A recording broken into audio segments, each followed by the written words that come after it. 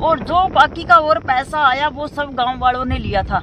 जगह जगह पर्ची वाले गांव वालों ने बिठा रखे थे, ना कि जैसे कि पोस्ट एक की गई है कि या तो वो माफी मांग ले, अदरवाइज हम कुछ चीजें एक्सपोज करेंगे। तो सीधी सीधी धमकी दे रहे हैं गांव वाले, ये कमेंटों में आ रहा है। हाँ, ये तो है जी। आपको धमकी देने वाला बताया गया कमेंटों में? जी, उसके पास 24 घंटे का टाइम है, या तो वो गांव से माफी मांगे या गांव से पैसे ले।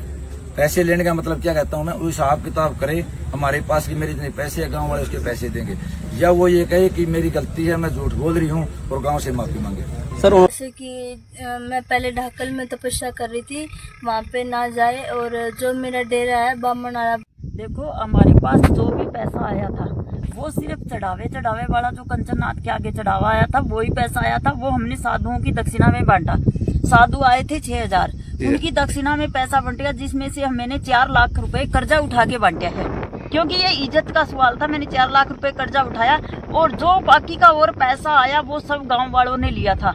जगह जगह पर्ची वाले गांव वालों ने बिठा रखे थे, ना कि हमारे बंदे थे। वो पर्ची वाले ढाकल गांव वालों ने बिठा रखे थे। जगह जगह वो पैसा उन्होंने ही रख लिया, सारा पैसा हमारा।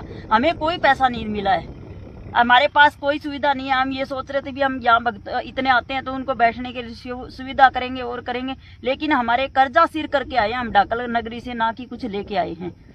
ढाकल वालों ने हमारे को ना ही कोई हिसाब किताब दिया और सारा पैसा रख लिया। जो मंत्री देके गए थे, मंत्री भी पैसा देके गए थे, वो भी ढाकल वाले गांव वालों ने रख लिया, ताकि उस पैसे पे हमारा कंचननाथ का हक था, लेकिन उन्होंने खुद रखा है सारा गांव वालों ने। और पैसा भी जो आया था बाहर से, एक बढ़िया दे के गया था 1,51,000, वो भी गांव वालों ने रख लिया। सारा पैसा ढाकल गांव वालों ने रख लिया। हमारे को कोई एक नया पैसा भी नहीं दिया उन्होंने। नहीं, हमारी तो बल्कि इस गाड़ी का ही काम करवाने के लिए पैसा नहीं है हमारे पास। गाड़ी यानी टायर मांग रही है, इसकी टच पच करवानी है, वो करने के लिए भी पैसा नहीं है। ये फिलहाल हम कर्जा करके उठे हैं। ढाकल नगरी ने हमारे साथ धोखा किया। जो भी जिससे जो बन सके, जैसी जिसकी श्रद्धा हो, वो यहाँ जगह बनाने के लिए सामान की हेल्प करे। हमें पैसे की कोई जरूरत नहीं है, सामान की हेल्प कर दो। व्यवस्था बनाने के लिए, यहाँ बैठने उठने के लिए संगत को दिक्कत हो रही है, और एक यहाँ पानी की सुविधा नहीं है। पानी के लिए बहुत तंग है हम। पानी गुरथली गांव से पीने का पानी लेके आते हैं, फिर यानी काम चलाते हैं। कोई व्यवस्था नहीं है यहाँ, क्योंकि व्यवस्था हम करें किस चीज की, क्योंकि ढाकल नगरी ने हमारे साथ धोखा ही कर दिया। तो मैं तो यही कहना चाहती हूँ कि हाँ, आशीर्वाद लो। और जैसे कि मैं पहले ढाकल में तपस्या कर रही थी, वहाँ पे ना जाए, और जो मेरा डेरा है बामनारा बाड़ा, यहीं पे आए, यहीं पे आशीर्वाद लेके जाए और जा डालेंगे। बनी थी वो दूसरे गांव में हमने देखा था, पितराना भी देखा था उसका, और नारायण का दिन भी सुन चुका था, लेकिन वो हमारा गांव धार्मिक है, वाइट प्लेस में बताया था, तो उस करके हम चुप रहे। तो कोई बात नहीं, यहाँ बैठ गए तो हम इसका अनादर नहीं करेंगे भाई, गांव की तरफ से कोई कमी नहीं आएगी। तो गांव ने अच्छे से भंडारा भी किया, लेकिन उसका आपका गड़ा भी कर रहा है, इसलिए वो गांव पे भी इल्जाम लगा रही है, वो झूठ बोल रही है। मैंने जो उसने गांव की बदनामी के लिए वीडियो डाली, तो मैंने उसके उसका उत्तर के लिए एक वीडियो डाली थी, जिसमें उसकी वो सच्चाई के बारे में बताया गया था। तो उसमें से पता नहीं वो मतलब कॉल भी आ रही है, और फिर गाँव से धमकी मिल रही है, कोई तेरे परिवार को मार दी ऐसी करवाई है, वीडियो काटो है ऐसी।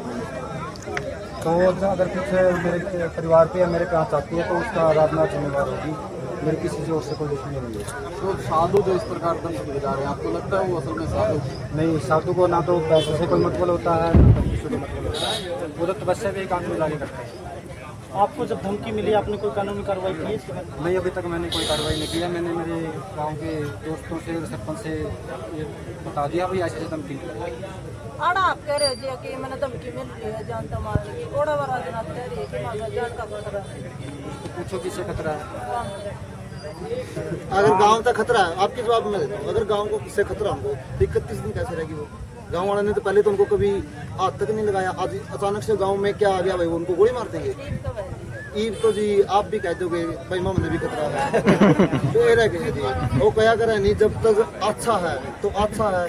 जब अच्छा एक बात उन्होंने की, गाँव ढाकल ने मेरे ऊपर आरोप लगाए, उसके बाद मेरे को मीडिया के सामने रखा। आप उनसे ये पूछा कि किसने आपके ऊपर आरोप लगाए? उन्होंने जो सनैन गाड़ी में बैठकर पहली बार मीडिया के सामने आकर कहा कि गाँव ढाकल ने मेरे को 4 उनसे पहले गांव ढाकल के एक आदमी की आप मीडिया के सामने कोई ये दिखा दो कि जिसने ये कहा कि साध्वी कंचननाथ या राजनाथ या आजादनाथ यहाँ पर पैसे का जो है मतलब कि भ्रष्टाचार करके गए हैं या पैसे का इकट्ठा करके लेके गए, एक आदमी की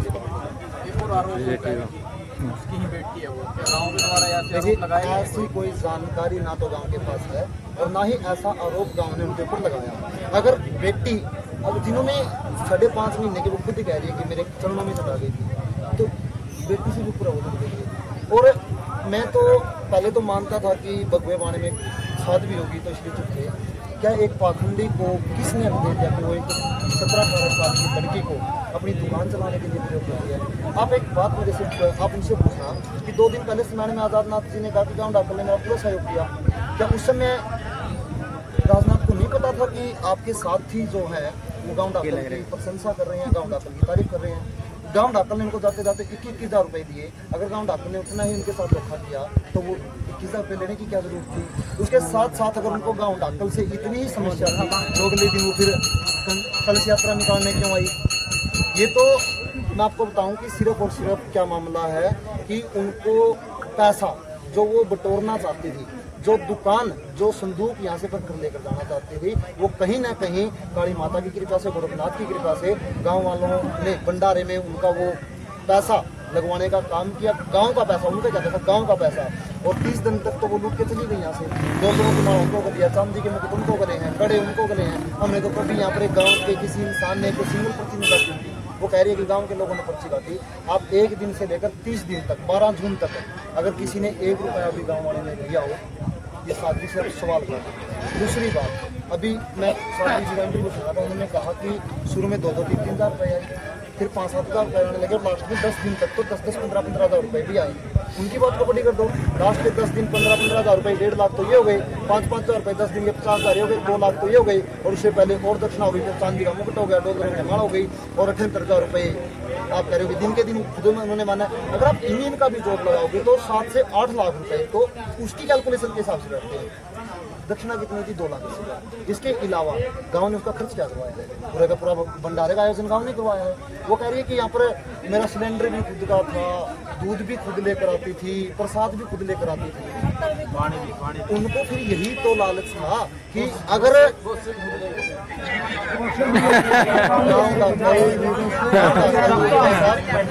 गाँव